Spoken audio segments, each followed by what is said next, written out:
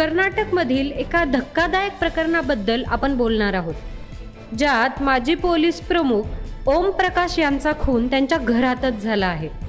या प्रकरणाने संपूर्ण राज्यात खळबळ उडाली आहे।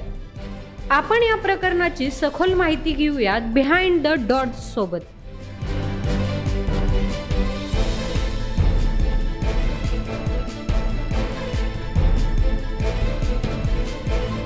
ओम प्रकाश हे कर्नाटकचे माजी डीजीपी होते। ते त्यांच्या घरात जखमी अवस्थेत आढळले। त्यांची पत्नी पल्लवी आणि मुलगी कृती या दोघांनाही संशयित म्हणून अटक करण्यात आली आहे। त्यांचा मुलगा कार्तिकने पोलिसांना तक्रार दिली असून त्यात त्याने सांगितले की त्याच्या आई-वडिलांमध्ये नेहमी वाद होत होते। दोघेही नैराश्याने ग्रस्त होते।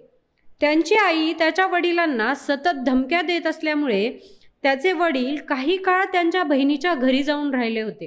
पल्लवी स्किझोफ्रेनिया म्हणजेच मानसिक विकार असल्याचं निदान झालं असून ती काही काळापासून या आजारावर उपचार घेत आहे। पल्लवीने खुनाच्या आधी इंटरनेटवर गळ्याच्या रक्तवाहिन्यांवर होणाऱ्या मृत्यूबाबत माहिती शोधली होती, ज्यावरून संशय वाढला असून हा खून पूर्वनियोजित होता असं समजतं। कृतीच्या मानसिक चाचणीसाठी तिला राष्ट्रीय मानसिक आरोग्य आणि न्यूरोसायन्स संस्था इथं मानसिक मूल्यांकनासाठी पाठवण्यात आलं आहे, जिथे तज्ज्ञ तिची मानसिक स्थिती सखोलपणे तपासतील। या मूल्यांकनावरून हे ठरवले जाईल की ती मानसिकदृष्ट्या स्थिर आहे की नाही आणि तिच्या वर्तनामागे काही मानसिक समस्या आहेत का, यावरून पुढील कायदेशीर आणि वैद्यकीय कारवाई ठरवली जाईल। अशा प्रकारचे मानसिक मूल्यांकन सामान्यपणे गुन्हा प्रकरणांमध्येच केले जाते, ज्यामुळे ठरवता येते की आरोपी व्यक्ती मानसिकदृष्ट्या गुन्ह्यांसाठी जबाबदार आहे की नाही आणि त्याला योग्य मानसिक उपचारांची गरज आहे का। मात्र मुलाने त्याच्या वडिलांच्या मृत्यूसाठी आई आणि बहिणीवरच संशय व्यक्त केला आहे।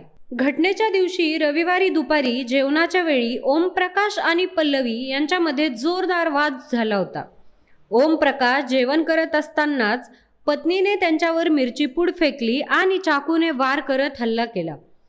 पोलिसांना घटनास्थळावर 2 चाकू आणि 1 तुटलेली बाटली सापडली आहे। पल्लवीने पोलिसांना स्वतः फोन करून खुनाची कबुली दिली आहे। नंतर तिला अटक करत न्यायालयीन कोठडीसाठी पाठवण्यात आलं आहे। कृती सुरुवातीला एका खोलीत बंदिस्त होती। पोलिसांनी तिलाही ताब्यात घेतलं आहे।